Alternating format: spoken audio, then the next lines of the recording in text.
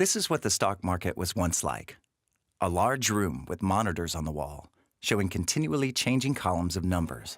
On the floor, a hectic crowd of traders and a babble of voices, from which one repeatedly heard the shouts, "Buy" and "Sell." But this picture has changed. The room is still there, along with the monitors, but the crowd has become much smaller. Quietly humming computers have taken their place. The traders who monitor and control the computers are either sitting at home or in the office. These computers work much faster, never go on holiday, and rarely require a person to run them. These computers are equipped with trading programs based on mathematical formulas known as algorithms. Instead of the traders, it is these programs that evaluate stock market rates and are able to buy and sell stocks either fully or semi-automatically. Some of these trading programs only perform simple commands. For example, when the price of grain falls below a certain value, then buy X number of grain stocks. Other programs can follow several commands at once and are relatively complicated. But they are nothing compared to custom-built, high-frequency trading computers. The trading programs installed on these computers can independently pursue complex strategies with incredible speed. These programs compete with and battle one another. To ensure they don't run the risk of losing, they always have to be faster, more flexible, and more independent. What was previously traded within days, hours, and minutes is now bought and sold within seconds, milliseconds, and microseconds. High-frequency traders only account for a small part of all traders, yet are responsible for about 2/3 of all stock market transactions. The high-frequency trader's basic strategy is very simple. Trade as much and as quickly as possible. The profit margin on each transaction is frequently quite small, but these small amounts add up to billions due to mass and velocity. To make this work, the high-frequency trading programs must always be a split second faster than the others. And that's only possible when they are close to the stock market. The shorter the cable, the faster the information can be transmitted. It's all about milliseconds.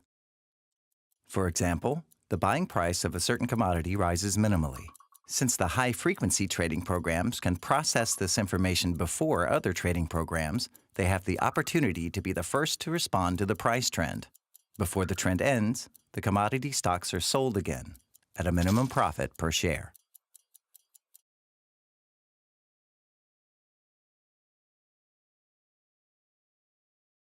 High-frequency trading may have advantages and disadvantages for the markets.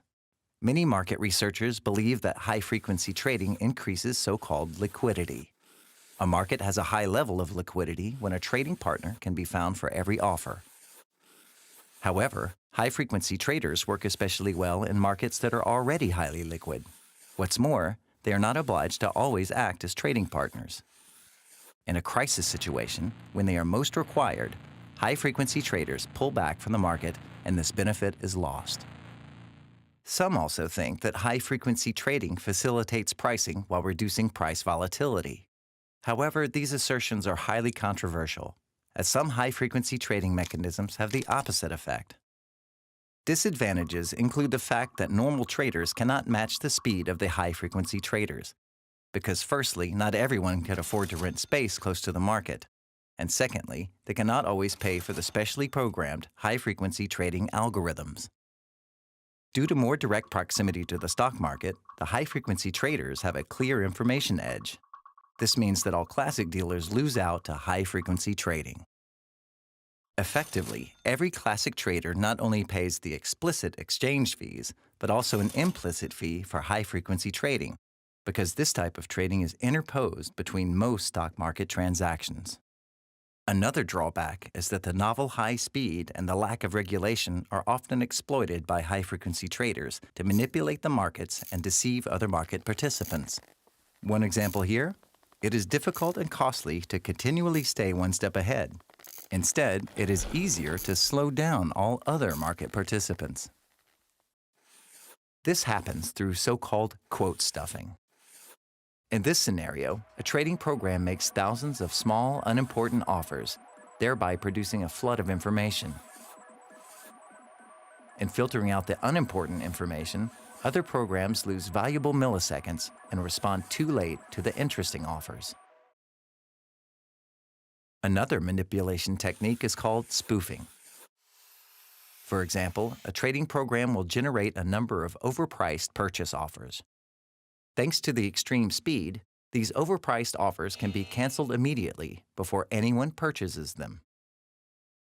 But as these phantom offers are nevertheless seen, this creates the illusion that a number of dealers are interested in buying the offers, and that prices for these goods will soon rise significantly.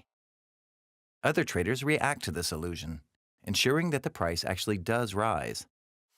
The spoofer can now use previously acquired options bought at an unmanipulated price to make significant profits. Computer-controlled high-speed trading also comes with technical risks. Trading algorithm programmers say that due to the extreme complexity of the trading environment and the algorithms themselves, they are no longer able to track everything the programs do. And of course, these programs are never completely error-free. This leads to problems in the interaction of various trading programs. As with human dealers, unpredictable situations can arise. For example, when two or more programs repeatedly react to one another and subsequently get trapped in a loop. The problem here is the speed with which this happens. Only special programs would be able to react quickly enough, as humans are much too slow to become aware of the threat, assess it, and intervene. These risks and manipulations are detrimental to the vast majority of market participants and cannot be compensated for by the benefits. In addition to the already unfair advantages for high-frequency traders, all these problems can have fatal consequences on the real economy. They played a large role in stock market crashes, such as the first flash crash of 2010, when the U.S. stock market collapsed within a few minutes in a way never seen before. Since then, many flash crashes have repeatedly been observed in every stock exchange. Despite claims of immunity to such a problem, the German stock market experienced its first real flash crash in early 2014.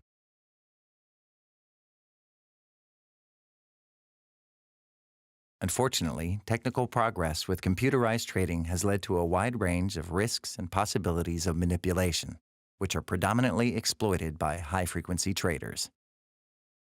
In order to counter these, the following reforms of European Stock Exchange Acts were adopted in the spring of 2014.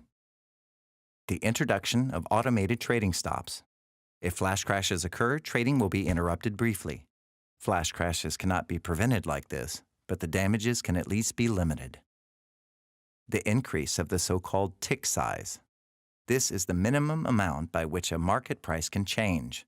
This represents an indirect regulation of high-frequency trading, as price changes would occur less frequently. The following regulations were unfortunately left open by the stock markets and are not sufficiently anchored in law. The stock exchanges thus find themselves in a conflict of interest, as they are mainly benefiting from high-frequency trading.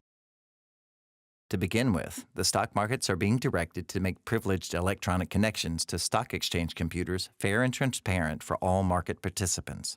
However, as long as slower and faster connections exist, this will lead to structural inequality on the markets, penalizing those traders who only have access to a slower connection. Quote stuffing and spoofing will still remain possible.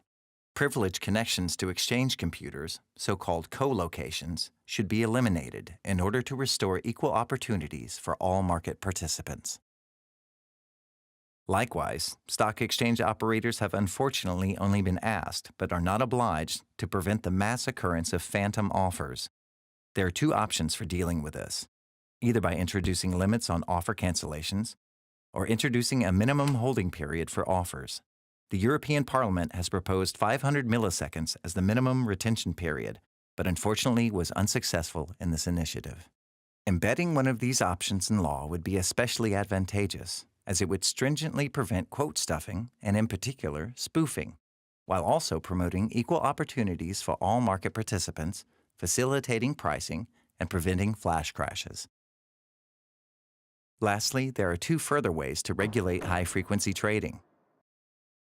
The enforcement of a minimum holding period for securities would mean that it would not be possible to immediately resell shares that have just been acquired. This would prevent high-frequency traders from interposing themselves on every transaction conducted.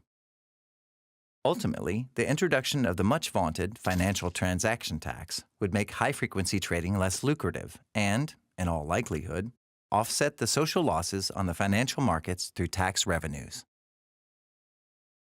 The advantages of high-frequency trading are largely overestimated, while the disadvantages are systematically swept under the carpet.